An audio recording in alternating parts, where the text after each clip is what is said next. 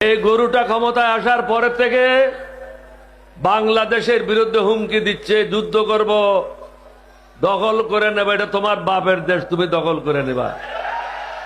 বিদেশি দালালদের কারণে আমরা গত 19 বছর অনেক কষ্ট পেয়েছি। এই দালালদের চিহ্নিত করতে হবে, তাদের হাত পা ভেঙে দিয়ে পুলিশে সোপর্দ করতে হবে। এখানে দেখতে হবে শুভেন্দুর কোনো ফলোয়ার আছে কিনা। এই গরুটা ক্ষমতায় আসার পরের থেকে বাংলাদেশের বিরুদ্ধে হুমকি দিচ্ছে, যুদ্ধ করব, দখল করে নেবে, এটা তোমার বাপের দেশ, তুমি দখল করে নেবা। আর আমরা যদি বলি আমরা আসাম, ত্রিপুরা, মেঘালয়, 7 সিস্টার সব দখল করে নেব, তখন কি বলবা? আমরা তো সেটা বলছি না। আমরা বলি যে আমাদের ঘরে আমাদেরকে শান্তিতে থাকতে দাও, তুমি তোমার ঘরে শান্তিতে থাকো,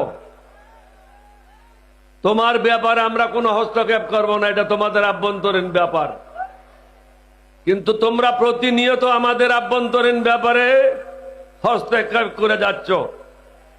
বাংলাদেশকে অশান্ত করার ব্যাপারে ভারত এখন নতুন পদক্ষেপ নিয়েছে।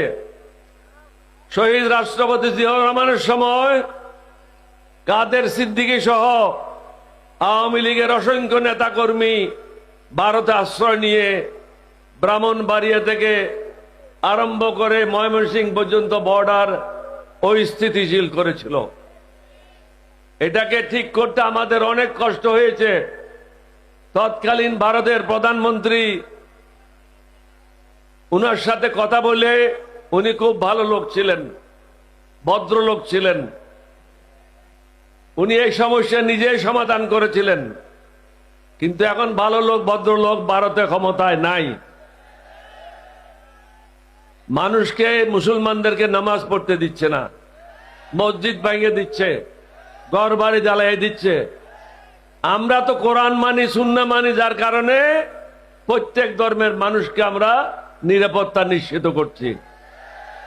আমাদের দেশে তো কোনো ঘটনা ঘটে না, কারণ আমরা আমার নবীর উম্মত, আল্লাহর বিধান আমরা মেনে চলি।